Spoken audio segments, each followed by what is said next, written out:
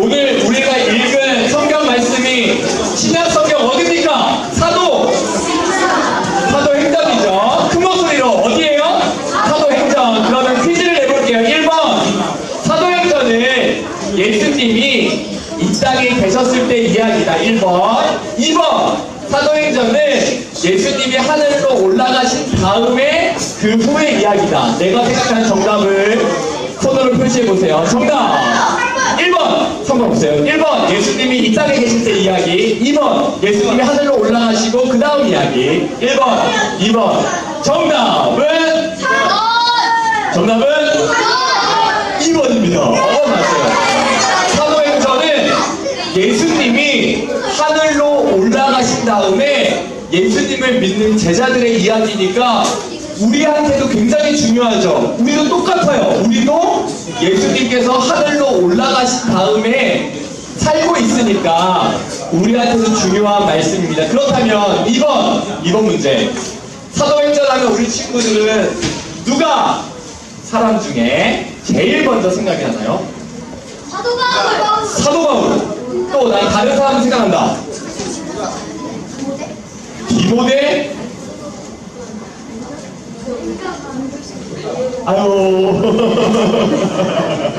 말하고도 내가 왜 말했을까. 네, 맞아요. 목사님도 우리 친구들처럼 사도행전에서 당연히 가장 중요한 분은 예수님이시지만 사람 중에서 예수님 빼고 사람 중에서 가장 많이 등장하는 사람이 바로 누구예요? 바울이죠. 바울에 대한 이야기가 자세히 나와 있고 또 바울이 1차, 2차, 3차, 4차 전도 여행했던 이야기들이 기록되어 있는데 얘들아 사도 바울이 예수님을 믿기 전 어떤 사람이었나요? 나쁘다고 할 수 있어요. 맞아요. 나쁜. 목사님이 딱 사진을 보다 보니까 이런 사진이 있더라고요. 그림이에요. 이런 그림이 있어요. 방망이를 들고 있는 그림. 이 방망이를 들고 있는 그림. 사도 바울은 어부가 아닙니다. 네. 사도 바울은 방망이 들고 하나님의 말씀을 열심히 연구했던 사람인데 누굴 몰랐어요? 예수님을 몰랐어요. 하나님의 말씀을 정말 열심히 공부하고 연구하고 율법을 지키기 위해서 애쓴 사람이지만 누굴 몰랐다고요? 예수님을 몰랐어요. 그래서 오히려 예수님을 믿는 사람들을 감옥에 가두는, 그래서 아마 나쁜 사람이다 라고 우리 친구가 이야기한 것 같아요. 그런데 그러면 사도 바울이 언제 예수님을 만났을까? 퀴즈예요. 1번 회개하고 열심히 이제 하나님께 기도하다가 예수님을 만났다. 2번 오늘도 방망이 들고 예수님 믿는 사람들을 가두려고 잡으러 가는 중에 만났다. 1번 2번 정답은? 1번. 언제예요? 2번이에요. 내려보세요. 예수님을 이제 믿고 회개하고 반성하고 이제 제가 예수님을 잘 믿겠습니다. 기도하고 찬양하고 예배할 때 만난 것이 아니라 오늘도 똑같이 방망이 들고 마음 가운데 내가 예수님을 믿는 사람들을 다 감옥에 가둬야지, 이런 마음으로 다메섹이라는 지역에 달려갔을 때 바울을 누가 만나주세요? 예수님이 만나주세요. 목사님 깨달았어. 예수님은 누구든지 만나시는구나. 누구든지 만나주시는구나. 우리는 정말 정성껏 예배드리고 기도하고 찬양하고 매 하루도 빠지지 않고 언급을 해야지만 예수님이 나를 만나주시지 않을까? 이러한 생각을 할 수도 있는데 사도 바울은 예수님을 몰랐을 때, 예수님을 믿지 않았을 때, 심지어는 예수님을 믿는 사람들을 감옥에 가두는 그러한 역할을 했을 때 예수님이 바울을 만나주세요. 그 예수님은, 따라서 그러자. 예수님은 우리 모두를 만나주신다. 그리고 따라서 해보세요. 만나면, 큰 목소리로 만나면 변한다. 예수님을 만나니까 특징이 뭐냐면 변했어요. 만약에 운동을 열심히 하는 친구가 있다고 해봅시다. 운동을 열심히 하면 변할 거예요. 줄넘기를 열심히 하면 점점 잘하게 될 거예요. 막 헬스를 하면 몸에 근육이 생길 거예요. 아니면 막 축구 연습을 하면 더 슛을 잘하게 될 거예요. 악기를 연주하는 친구들은 연습할 때랑 연습하지 않을 때랑 차이가 있을 거예요. 표시가 나요. 우리가 무엇을 하면 반드시 표시가 되는데 예수님을 만난 사람들의 표시는 뭐냐면 따라서 해보자. 변한다. 변해요. 특징이 변한 거예요. 목사님도 예수님을 만나고 변했어요. 목사님이 알아요. 목사님이 예수님을 만나기 전에 어떤 아이였는지 목사님과 하나님을 알고 계시죠? 목사님은 태어났을 때부터 착한 사람은 아니었어요. 태어났을 때부터 목사님으로 태어난 게 아니에요. 태어났을 때부터 어머니 말씀을 우리가 들으십시다. 이렇게 태어난 거 아니라고요. 예수님을 따라해보자. 만나면 변한다. 예수님을 만나기 전과 예수님을 만난 후가 달라져요. 삭개오도 예수님을 만난 후에 달라졌어요. 사마리아 여인도 예수님을 만난 후에 달라졌어요. 제자들도 예수님을 제대로 만난 다음에 변화되고 달라졌어요. 예수님을 만나면 아침에 딱 눈을 떴을 때 마음이 달라져요. 하루를 마치고 잠을 잘 때에 내 마음이 달라져요. 예수님을 만난 친구들은 말도 달라져요. 목사님이 어렸을 때 욕을 했을까요? 안 했을까요? 했어요. 욕이 막 나오는 거예요. 참을 수가 없었어요. 안 하고 싶었어요. 그런데 뭔가 해야지 좀 세 보인 것 같아요. 근데요, 신기한 일이 뭔지 알아요? 예수님을 만나니까 내 입에 욕을 담는 게 싫어지기 시작하는 거예요. 욕을 하기 전에 내 머릿속에 어떤 생각들이 있잖아요. 그 생각이 미워지기 시작하는. 그래서 놀라운 것은 뭐냐면 예수님을 목사님이 만난 다음부터 지금까지는 욕을 하더라도 이런 게 아니라 이제 욕 자체를 안 하게 되었어요. 이게 변화예요. 예수님을 만나면 달라져요. 미워했던 마음이 사랑으로 변해요. 화가 나고 짜증이 나고 승질나는 마음이 온유해지고 부드러워져요. 예수님을 만나면 그 특징이 뭐냐면 따라해보자. 변한다. 내가 예전과 다른 모습이 발견되네? 그 친구는 예수님을 만나고 변화가 있는 거예요. 그런데 만약에 예수님을 만나고 열심히 오랫동안 예배 드리고 있는데 조금 더 달라진 모습이 없다면 오늘도 우리 기도해야 돼요. 예수님 만나고 싶어요. 이 사도 바울이 어느 날 예수님을 열심히 전하다가 어디에 가기로 하냐면 따라서 해보자. 예루살렘. 바울이 예루살렘에 가려고 하니까 주변에 바울을 사랑하는 사람들이 말렸어요. 가지 마세요. 예루살렘에 가지 마세요. 예루살렘으로 보낼 수 없어요. 그 이유는 딱 한 가지예요. 예루살렘으로 가면 죽게 될 거예요. 왜냐하면 예루살렘에는 바울이 예수님을 만나기 전의 모습, 예수님을 믿는 사람들을 핍박하고 괴롭히고 감옥에 잡아서 넣으려고 하는 예수님을 모르는 유대인들이 가장 많이 모여있는 도시가 예루살렘이거든요. 그런데 바울이 예루살렘에 가려고 하니까 바울을 사랑하는 사람들은 말리죠. 죽으러 가지 마세요. 죽지 마세요. 그 사람들한테는 바울이 어떤 사람이에요? 배신자잖아요. 자기들과 같이 한 팀이 되어서 예수님을 믿는 사람들을 감옥에 가두었던 우리랑 같은 팀이었던 바울이 어느 날부터는 우리 보고 예수님을 믿으라고 너희들 믿음이 잘못되었다 이야기하니까 이제 배신자로 낙인을 찍은 거잖아요. 그런데 그 바울이 다시 예루살렘으로 가기로 결정한 거예요. 누구 때문에? 예수님 때문에. 이제는 내 목숨이, 내 생명이 더 중요하지 않아요. 예수님 때문에 내가 고통받아도 고난받아도 예수님 전하러 예루살렘으로 갈 수 있는 거죠. 예루살렘 갑니다. 그리고 이제 예수님을 전해요. 하루, 이틀, 3일 지나니까 예루살렘에 있던 사람들 마음이 어땠을까? 좋았을까요? 아니에요. 사람들은 예수님의 이야기를 듣는 것을 지금도 그렇지만 그때도 별로 좋아하지 않았어요. 우리한테는 정말 좋은 소식이고 정말 너무너무나 감사한 이야기잖아요. 예수님이 나를 구원하셨다. 그런데 사람들은 별로 재미없어 해요.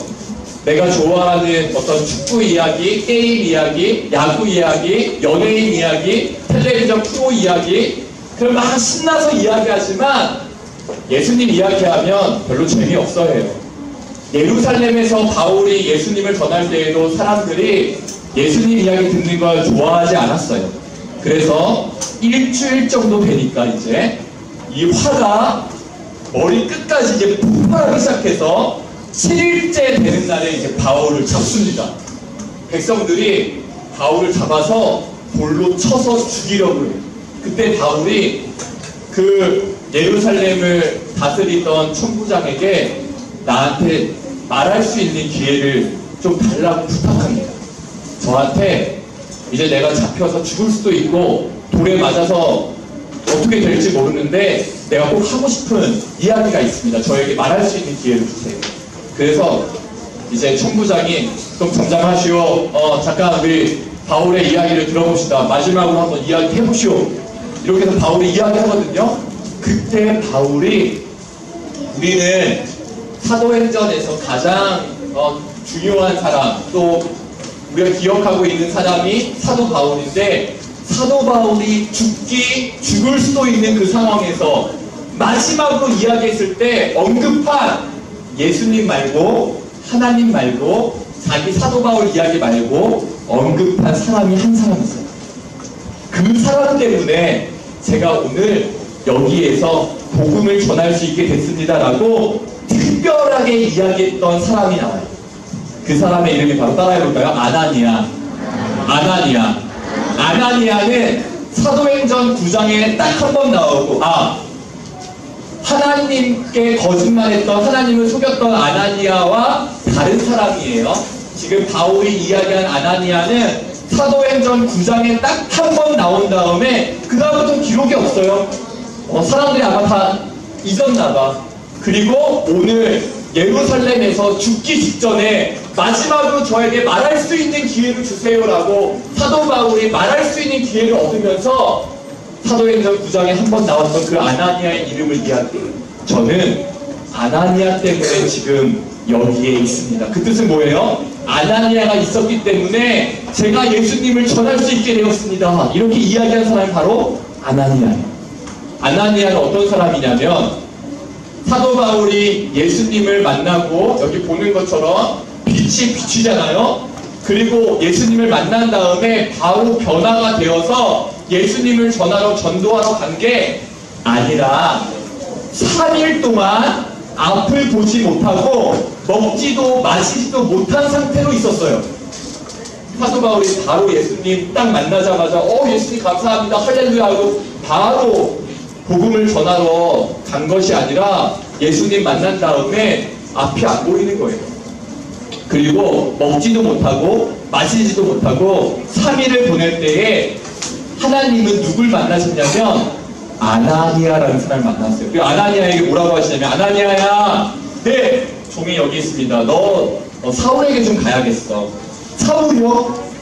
아나니아는 사울이 어떠한 사람인지 너무 잘 들었어요. 어떤 사람이에요?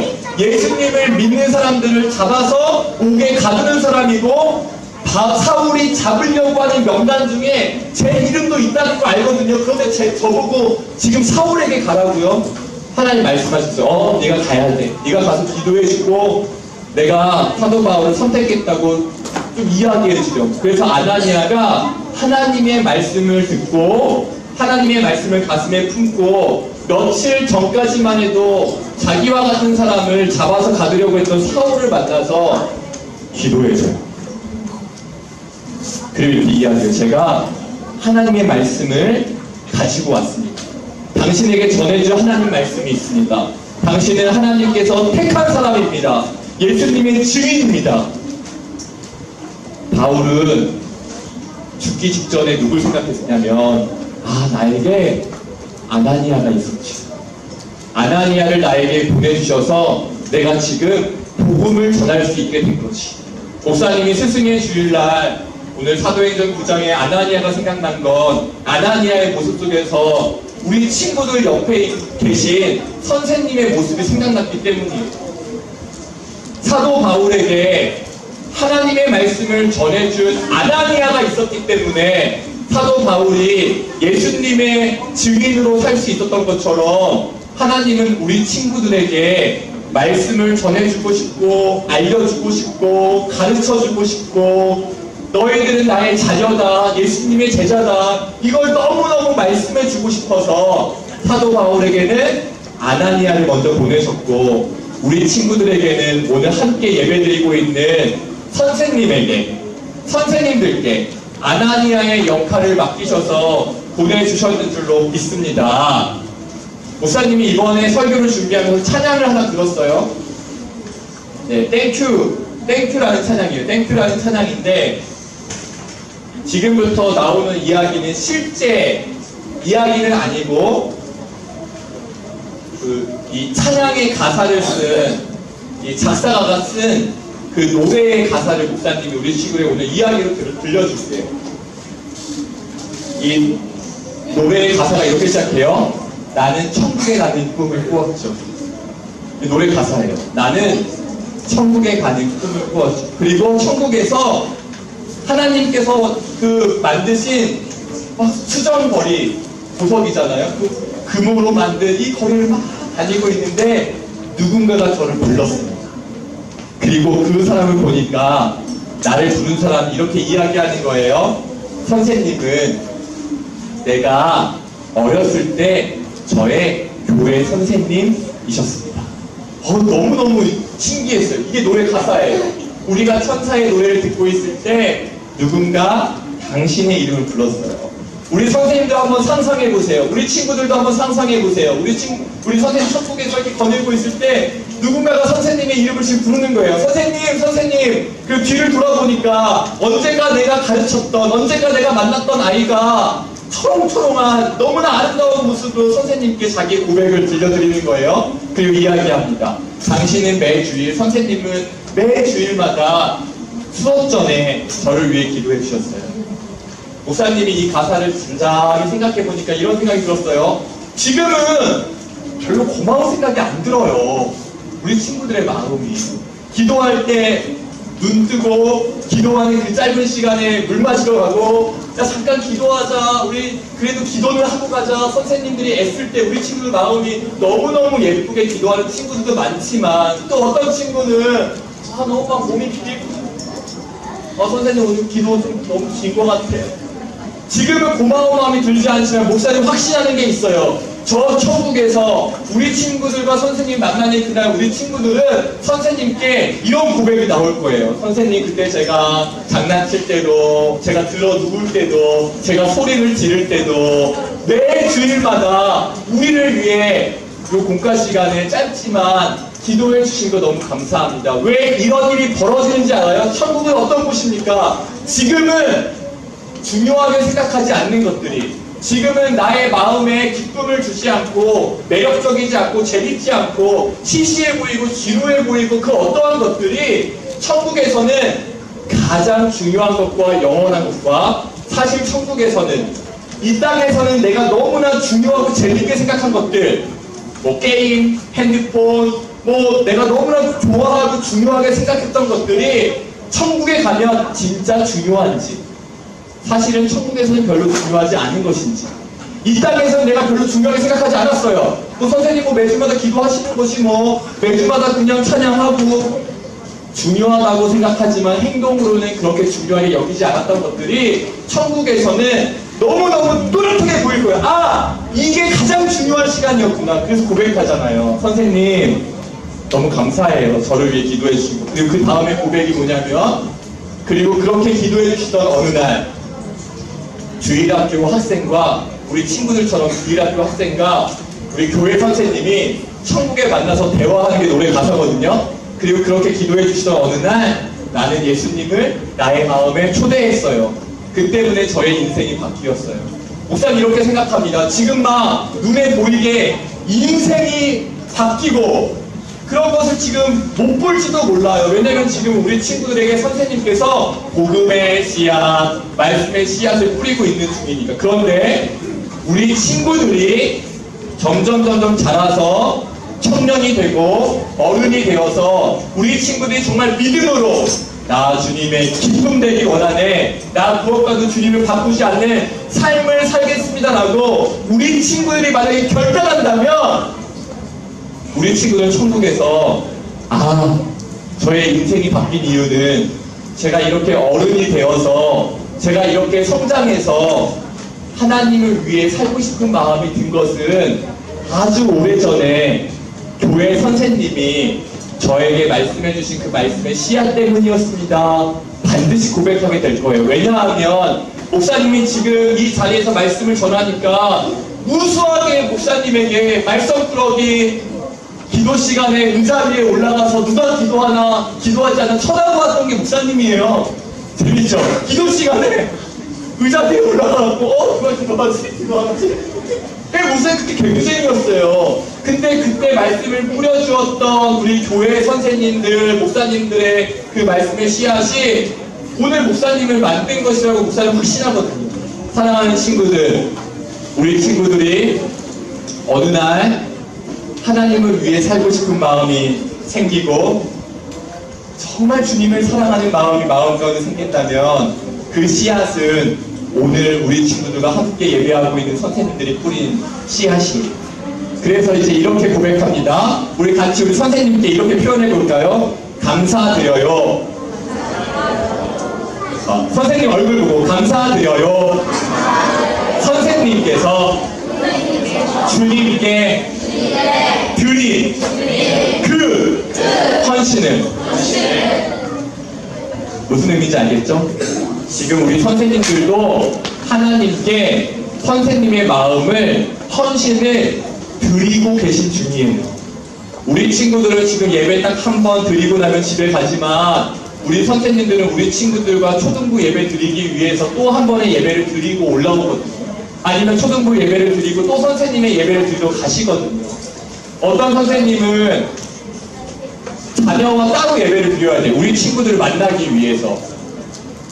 그러한 헌신들, 수고들 다 주님께 드린 헌신 때문에 오늘 우리 친구들과 함께 오늘 예배 드리고 계신 거거든요. 다시 한번 고백해 봅시다. 감사드려요. 선생님께서 주님께 드린 헌신. 그러니까 이렇게 생각하면 돼요. 선생님이 지금 여기 앉아 계신 건 선생님이 지금 주님께 드리고 있는 헌신 때문에 우리 선생님이 될 수 있었던 거예요. 그 사랑에 감사드리면서 목사님이 우리 친구들 대표해서 우리 선생님들께 좀 선물을 드리려고 하는데 우리 선생님들 중에서도 또 선생님이 되시거든요. 우리 부장 선생님께 목사님이 대표로